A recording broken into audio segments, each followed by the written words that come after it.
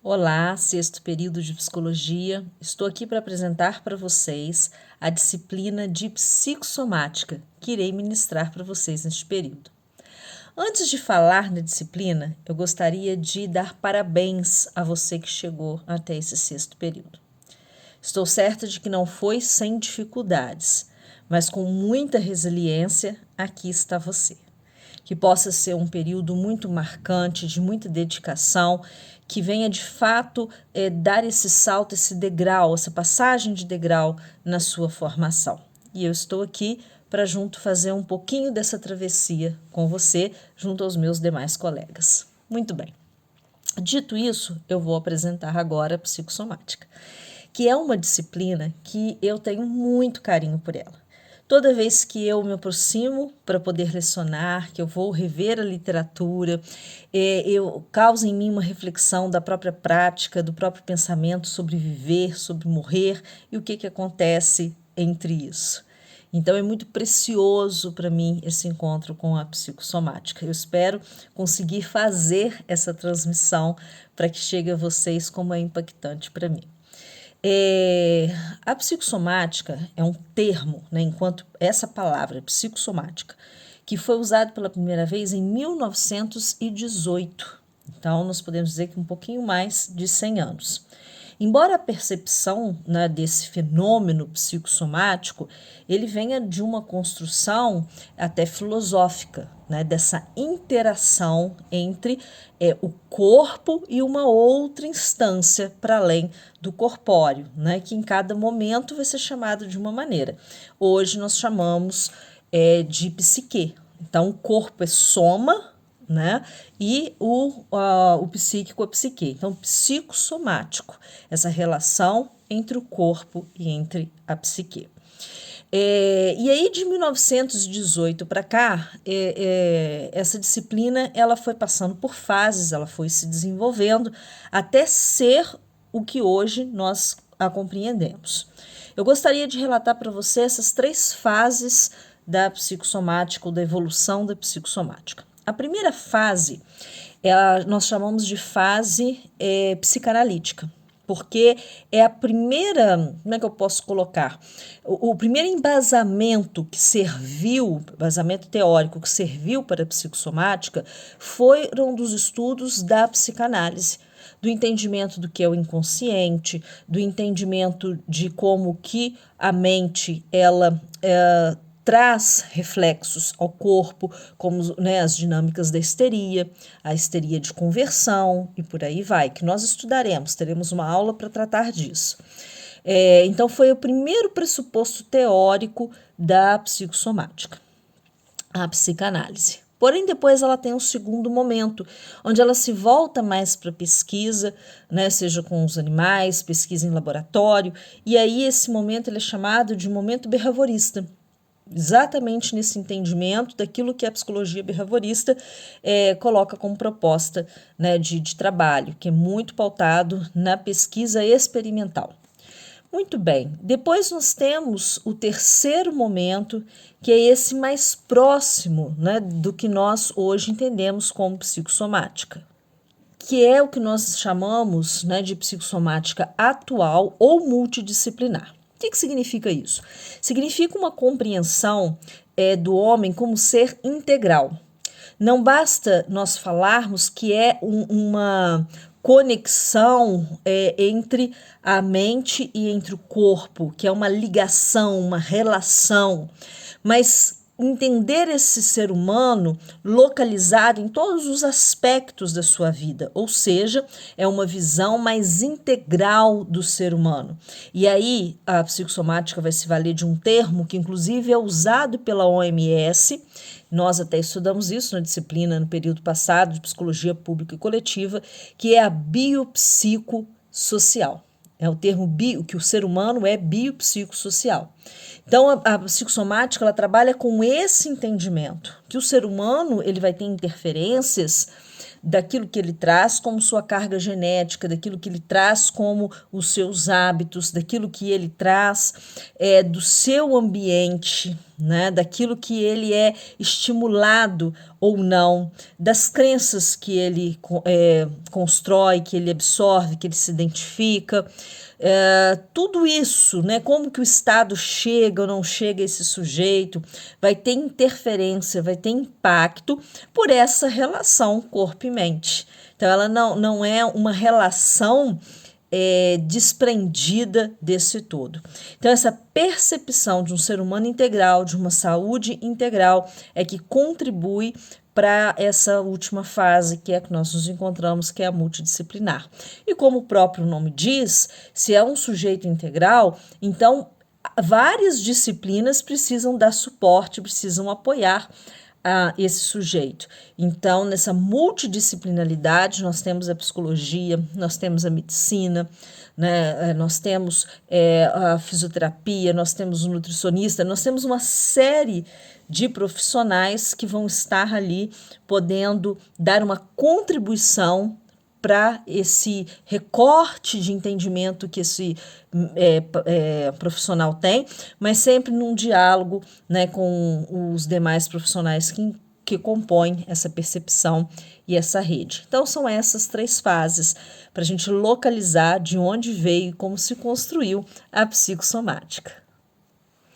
Bom, fazendo uma síntese, podemos dizer que hoje a psicossomática ela se localiza em 3 perspectivas. Uma é a ideológica, a outra é a da pesquisa e a terceira é da prática. Enquanto ideologia, a psicossomática ela nos convoca, como eu disse há pouco, a pensarmos o sujeito na sua relação com sua mente, né, com os seus saberes, com seus não saberes e com seu posicionamento diante disso e as repercussões que isso tem no corpo. É como se diz por aí, o corpo fala. E também na parte da pesquisa, né, talvez essa herança da fase behaviorista, de entendimento, de como é que eu posso colocar, de uma não conformidade, né, com o que já se produziu até agora, mas uma perspectiva de avanço, de maior entendimento a partir do que a pesquisa pode nos trazer, né? Até porque nós estamos num momento de muitas mudanças sociais, de muitas mudanças de como que o corpo e a mente do ser humano estão refletindo todo esse processo. Então, as pesquisas são extremamente importantes. Qual é o impacto da internet? Qual é o impacto de um mundo informatizado? Né? Como que o ser humano ele está se adaptando e quais os efeitos positivos, negativos? Tudo isso são discussões que a pesquisa em psicossomática está aí se debruçando. Né? As crianças cada vez mais cedo, né, expostas a tanta informação, quase, né, em sua maioria, todas com acesso ao mundo digital. Como é que isso chega na infância? Que mudanças, que alterações que isso traz, né, tanto para o infantil como aquilo que está por vir, que é a adolescência, novas discussões para a psicossomática. E o terceiro, que é o da prática, né, que é como intervir, né, como atuar na direção desse sujeito e nos fenômenos em que ele está inserido. E aí, dentro dessa prática, né, nós vamos pensar várias possibilidades e ferramentas que eu vou trazer através dos estudos de caso para que a gente possa enxergar na prática. Eu acho muito importante que se entenda, né, como intervir, não apenas de forma teórica, mas também de forma de ferramenta. Como que essa psicossomática pode me auxiliar enquanto profissional para estar fazendo uma intervenção junto a esse sujeito. Inclusive, né, voltado também para as questões do trabalho, né, porque nós temos o impacto, né, do trabalho no sentido do estresse, não só do trabalho enquanto lugar que se trabalha, mas da quantidade de trabalho. Né? Hoje, raramente uma pessoa está vinculada a um trabalho onde ela tem um horário para entrar, depois de 8 horas ela sai dali e desliga. Né? Nós temos o segundo turno, muitos têm o terceiro turno, faz um bico aqui, outro ali, e fora muitas pessoas que trabalham por conta própria, que têm seus benefícios, mas também têm as suas complicações, né? Um nível de responsabilidade, às vezes de frustrações. Então, o estresse, ele é um fenômeno que ele é sentido hoje na nossa sociedade, às vezes como ansiedade, às vezes como depressão, né? A própria patologia, né, que é o burnout. Então, nós temos uma série de desdobramentos em torno desse estresse que se apresenta numa variedade de sintomas muito grandes, que também a psicossomática está ali pensando a partir da pesquisa, está produzindo enquanto ideologia, pensamento sobre o sujeito de hoje e como prática de como intervir para auxiliar para a sociedade, para esse sujeito. E se formos pensar, né, na psicanálise no Brasil, aí eu gostaria de dizer para você que ela é mais difundida entre os psiquiatras e os psicanalistas, que é o meu caso. Então, eu vou trazer muito da psicanálise, né, para vocês, dentro dessa disciplina, aplicada à psicossomática. Um dos pontos, eu vou deixar o plano de ensino, na verdade, ele já está aí disponível para vocês, onde vocês vão poder ver o que nós vamos tratar em cada aula. Já deixei tudo organizado, porque as temáticas são muito variadas, né? Então eu procurei, claro, favorecer aquelas que constam na ementa e algumas outras que eu achei de extrema importância, mas a gente não consegue, numa disciplina, abraçar tudo. São muitos temas muito bem-vindos para a gente olhar, e vou apresentar para vocês que quiserem aprofundar esse livro, né, que é do Júlio de Mello, que é o nome mais expoente, né, dentro da psicossomática, que é o livro Psicossomática Hoje, tá? Tem até versão mais atualizada do que essa minha. Esse aqui é um querido desde a minha época de faculdade, né? Acredito que a capa hoje seja até diferente. A versão nova, a edição nova, consta na biblioteca, tá, do Unifagoc, você pode ir lá buscar. Então, olhe, né, no nosso plano de ensino, e aí outras temáticas, né, que eu não vá abordar em sala, você já pode ir olhando até para o nosso trabalho, que é o workshop que nós faremos. Tem que ser um tema que eu não abordarei em sala. Por isso a importância, volto a dizer, de você olhar o plano de ensino e ver temas que eu não vou trabalhar, para que vocês possam fazer as escolhas de vocês, né?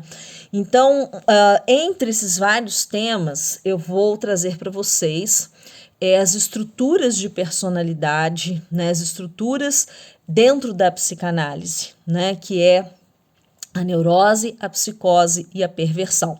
Fazer uma breve introdução para vocês, porque isso é importante para que a gente entenda, né, onde que a psicossomática entra enquanto leitura desse sujeito, enquanto prática de intervenção. É muito necessário que a gente entenda esse processo de interpretação, vamos dizer assim, de diagnóstico diferencial que a psicanálise faz para nortear o tratamento, né? Isso está muito ligado ao simbólico, né, do sujeito. Quanto mais elaboração simbólica uma pessoa tem, mais possibilidades ela tem de não fazer registro de suas questões no corpo, né? Quanto menos aparato simbólico, mais registro esse sujeito faz dos seus processos via somática, via orgânica. Então, tudo isso nós vamos ver através dessas estruturas de personalidade, que são o diagnóstico diferencial em psicanálise. E aí depois, claro, lá no 8º período, vocês vão ver isso de uma forma muito mais como é que eu posso dizer, né, bem tratada e aprofundada, né, com o professor de psicanálise. Mas aí vocês já saem de psicossomática com esse entendimento que nós vamos construir, tá? E aí, a partir disso, né, já deixo aqui inaugurado um conceito importantíssimo, né, que é do fenômeno psicossomático, tá? Então, observe que eu preciso que vocês já de antemão façam uma diferenciação entre esses dois conceitos, psicossomática e o fenômeno psicossomático. A psicossomática é uma disciplina, tá? Que eu apresentei para vocês nesses primeiros minutos do vídeo.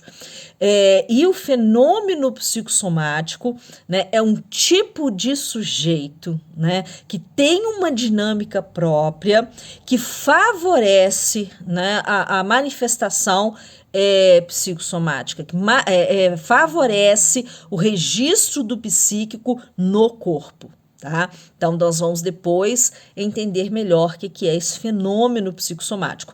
Mas você já está entendido que isso é algo diferente da psicossomática. Tá? Tá dentro, mas não é a mesma coisa. Por que isso é importante, né?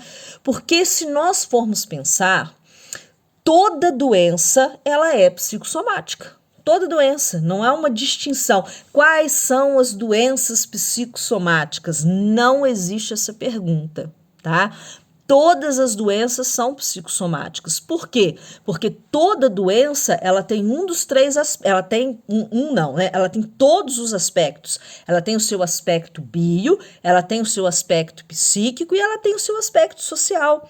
Né? Se nós formos ali debruçar, nós vamos fazer isso na disciplina, né, de pegar um caso e enxergar ali os 3 pontos, bio, psíquico e social, dentro de um caso clínico, então todas são psicossomáticas, tá? Não há essa classificação. Essas são biopsicossociais e essas aqui não são. Não, todas as doenças são psicossomáticas. Mas nem todas as doenças são do fenômeno psicossomático. Aí esse é um sujeito específico de uma dinâmica específica, e aí nós vamos entender isso com bastante cuidado dentro da disciplina. Bom, esse breve vídeo, então, para a gente poder fazer essa introdução, uma apresentação da disciplina, né? Ficamos aqui finalizando esse vídeo 1, depois eu passo o próximo vídeo para vocês, onde nós vamos adentrar um pouco mais. Até lá!